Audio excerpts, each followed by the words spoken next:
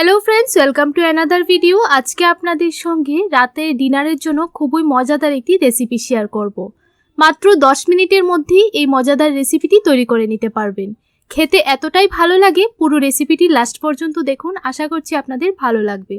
By the way, আমি তনুজা, আপনারা দেখছেন তনুজাস কুকিং ক্রিয়েশন। তাহলে চলুন বন্ধুরা, মজাদার এই ডিনার রেসিপিটি দেখে নেওয়া যাক। আর ভিডিওটি ভালো লাগলে প্লিজ চ্যানেলটিকে সাবস্ক্রাইব করে আমার পাশে থাকবেন। তো দেখুন, এখানে আমি 5টা পেঁয়াজ নিয়ে নিলাম।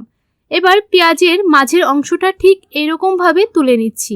আপনারা চাইলে চাকুর মাধ্যমেও পেঁয়াজের মাঝের অংশটা তুলে নিতে পারেন। ঠিক এইরকমভাবে সবগুলি পেঁয়াজ থেকে তুলে নিতে হবে, আর একটু আস্তে আস্তে কাজটা করতে হবে। আর পেঁয়াজের যে ছিদ্রটা আছে এইরকমভাবে বন্ধ করে দিতে হবে। দেখুন, এখানে আমি 2টো ডিম ফাটিয়ে নিয়ে নিলাম, ভালোভাবে নুন দিয়ে ফেটিয়ে নিয়েছি। এবার চুলায় একটা কড়াই বসিয়ে 2 টিস্পুন দিয়ে দিলাম রিফাইন্ড অয়েল, তারপর পেঁয়াজগুলি দিয়ে দিলাম। এবার পেঁয়াজগুলির মধ্যে অল্প অল্প করে ডিমের ব্যাটার দিয়ে দিচ্ছি। আপনারা চাইলে একটা চামচের সাহায্যেও দিয়ে দিতে পারেন। দেখুন, ঠিক এইরকমভাবে সবগুলি পেঁয়াজের মধ্যে দিয়ে দিচ্ছি। দেখুন, এক এক করে সবগুলি পেঁয়াজের মধ্যেই ডিমের ব্যাটারটা দিয়ে দিলাম।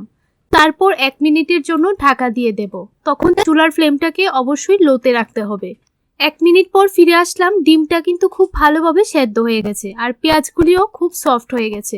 এবার 1 মিনিটের মতো নাড়াচাড়া করে ভেজে নিয়েছি। তারপর সেম তেলের মধ্যে খুব মাছের যে পেঁয়াজের অংশটুকু ছিল কুচি কুচি করে কেটে দিয়ে দিলাম। ভালোভাবে নাড়াচাড়া করে একটু সময় ভেজে নেব। আর পেঁয়াজটা খুব ভালোভাবে সফট করে নিতে হবে। পরিমাণ মতো দিয়ে দিলাম নুন। নুনটা দিলে পেঁয়াজটা খুব ভালোভাবে সফট হয়ে যায়। এখানে আমি 1 টিস্পুন দিয়ে দিলাম কাশ্মীরি লঙ্কা আর লাল লঙ্কা পেস্ট। ভালোভাবে কিছুক্ষণ সময় কষিয়ে নিতে হবে। যতক্ষণ না পর্যন্ত মশলা থেকে তেল ছেড়ে দিচ্ছে ততক্ষণ কষিয়ে নিতে হবে। আর ঝালটা অবশ্যই আপনাদের টেস্ট বুঝে দিয়ে দেবেন। এখানে 1 টিস্পুন দিয়ে দিলাম আদা বাটা এবং রসুন বাটা।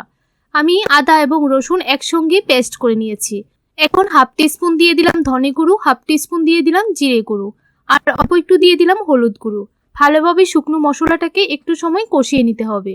আর মশলাটা খুব ভালোভাবে যেন কষানো হয়, তাই অল্প একটু জল দিয়ে দিলাম। দেখুন, মশলাটা খুব ভালোভাবে কষানো হয়ে গেছে। মশলা থেকে তেল ছেড়ে দিয়েছে। এবার ভেজে রাখা পেঁয়াজগুলি দিয়ে দিলাম। ভালোভাবে নাড়াচাড়া করে একটু সময় কষিয়ে নিয়েছি। তারপর পরিমাণ মতো জল দিয়ে দেব। জলটা দিয়ে ভালোভাবে 1 থেকে 2 মিনিটের মতো রান্না করে নেব। তাহলেই রেসিপিটি সম্পূর্ণভাবে তৈরি হয়ে যাবে।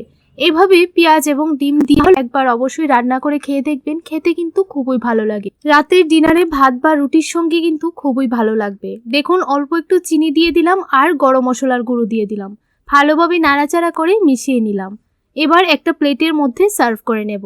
রেসিপিটি কেমন লাগলো অবশ্যই কমেন্ট করে জানাবেন। ভালো লাগলে ভিডিওটিতে একটা লাইক করে দেবেন।